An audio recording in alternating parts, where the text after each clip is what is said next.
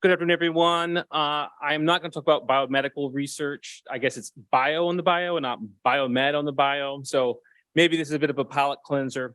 I have a more of a basic biology focus, and I'm going to talk about stuff in agriculture. But I think some of the intellectual property that we've generated would apply over into some organisms of biomedical importance. My research interest is in the process of RNAi, which I assume is not mysterious to this group at all. It's a very well-established technique that will allow you to achieve gene silencing. Fundamentally, it's a process where a double-stranded RNA, either two or a single strand that folds back, gets processed by an enzyme to yield siRNAs, and those siRNAs are able to find a target and cleave that target and silence the gene expressed from that messenger RNA. Now, RNAi has been used, it has made it to the market as a liver treatment, but some of the more exciting applications are actually in the agriculture space, particularly to target invertebrates. Invertebrate animals have a more sophisticated RNAi biology than a vertebrate animal does. And so there's opportunities there to generate new varieties of RNAi approaches that aren't present in, say, a human, a mouse, et cetera. In animals, there are, oh, sorry, I can't see my next slide, so I'm, so to go along with that, right now there are, in fact, in addition to the biomedical products out there for liver disease, there are some agricultural products that have made it to market. So this is not a technology that isn't already in the space. There is a technology from Monsanto where they have a corn product that expresses a double-stranded RNA and targets a beetle larva that destroys corn. $4 billion worth of corn loss every year from this beetle larva.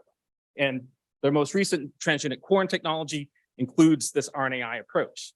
Now in animals, there are much more, well, there's a sophisticated biology that underlies that. And there are three varieties of RNAi, of small RNAs behind RNAi. MicroRNAs, which I assume are not a mystery to most people. These are developmental regulators. Small interfering RNAs, which technically are specific to invertebrates. If you say you have siRNAs in a mammal, it's really just a microRNA mimic. It's not really technically this distinct siRNA pathway. But it seems in invertebrates, at least, they have a role in viral defense. And the last variety, which is a little more niche or esoteric, is the Peewee interacting RNA, which they have a role in genome integrity. Now, the production of these RNAs are carried out by sophisticated pathways. siRNAs are generated from long double-stranded RNAs. They end up in specific, processed by specific dicer molecules and end up associated with specific argonaute molecules that are distinct from the argonaute molecules that carry out microRNA function. siRNAs and microRNAs have a similar sort of precursor where both are a double-stranded RNA that gets processed and then loads into that argonaute protein. PiRNAs, on the other hand, are very, very different. They are processed by an entirely distinct mechanism where there's two recognized pathways. One is the ping pong pathway and the other one is the phasing pathway. The principle here, though, is that in both cases, a PiRNA will target an RNA and the fragments of that targeted RNA become new PiRNAs. And so when you have recognition of something by a PiRNA, its substrates become additional PiRNA, either through this cycle or by cleavage here, and then processing of the RNA, the target into additional RNAs. Now, the thing about RNAi approaches is that they rely on a mechanism that is not well conserved evolutionarily. That's not maybe the case for microRNAs, which if you look at this, I've compared 5 different types of insects. And then looking at DS-DN ratios, this is a measure of evolution. You can see that AGO1, the microRNA one, evolves very slowly, where AGO2 and the Peewee protein here evolve very fast. If you look at this, this is a way to look at comparisons of DN-DS ratios across these species, sort of pairwise. You can see that microRNAs are very slow evolving, where siRNAs and PiRNAs are more rapidly evolving. In fact, siRNAs are more rapidly evolving than PiRNAs. And so the consequence is that it doesn't always apply. We work out these mechanisms in model organisms, but when you go to the field and you want an actual pest, those pathways and the biology is not shared. And it makes sense if you think about a process that's involved in viral suppression. It has to evolve and adapt with the viruses. My lab specializes in mining small RNA data and looking at that data to find biogenesis pathways. And you can use small RNA data in ways that you can't do that with conventional RNA-seq approaches. When you clone small RNA libraries, you capture the endogenous ends of those RNAs, and it allows you to perform overlaps and look at the enzymology through the way the reads interact. And so we can characterize siRNA biogenesis, the types of pyrene biogenesis, by looking at the sequencing data. So I'm going to tell you, show you one story of how looking at those endogenous pathways led us to a superior approach. This is a crop pest that affects many cruciferous vegetables called the whitefly. We did a sort of genome-wide annotation of all small RNA loci in this organism.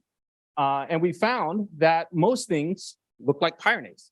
If you look at this, all the stuff, these are individual loci.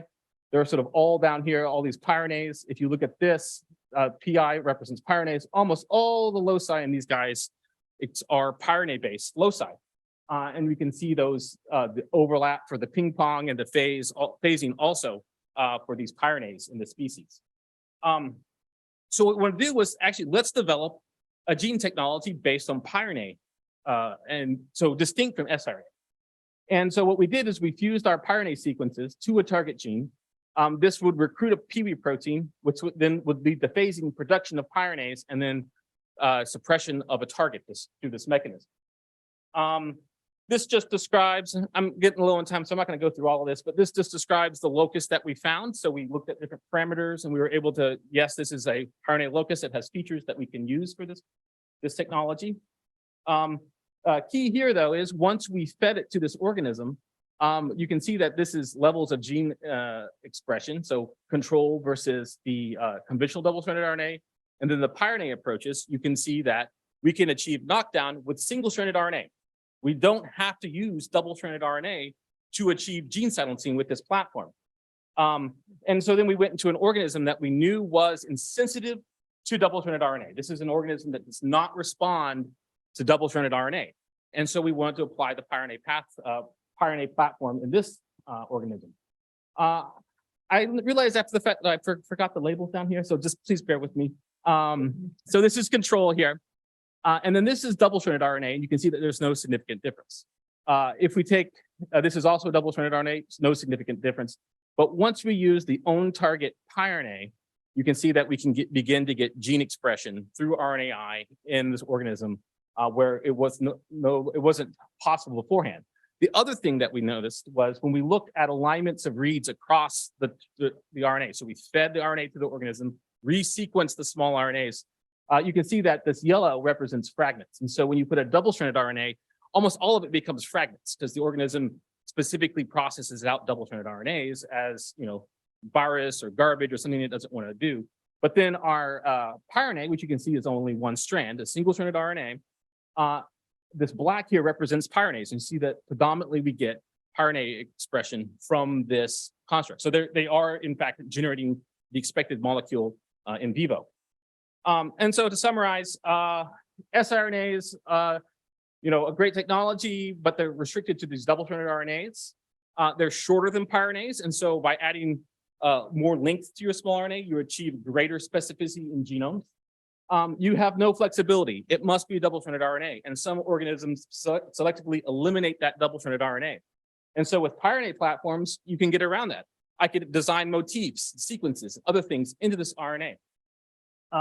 And because it's involved in the control of transposons, which are cytotoxic and, well, I should say genotoxic, they can't lose the pathway where we find sometimes that animals will lose siRNA type biology, like humans.